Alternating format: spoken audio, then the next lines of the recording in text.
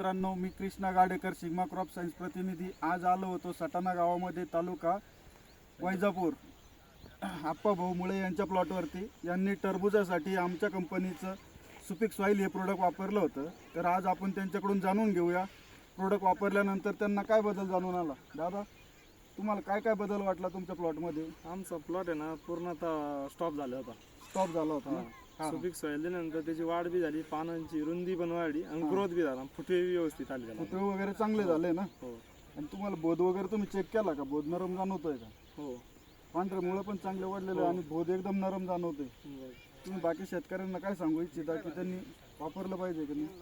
आता आम्हाला पहिल्यांदा या पूर्ण प्लॉट थांबला होता. त्यानंतर आम्ही दुकानदाराशी बोलणं केल्यानंतर आम्हाला सांगितलं की हे सोडून बघा, तुम्हाला रिझल्ट वाटला. हो हो. तर ते म्हणे मला तर असं बोलणं होतं की पैसे वापस देईन म्हणजे रिझल्ट नाही आला तर मग आम्ही सोडल्यानंतर याचा मला 6-7 दिवसानंतर चांगला रिझल्ट आला. म्हणजे लगेच पूर्णतः थांबला होता प्लॉट. Okay okay.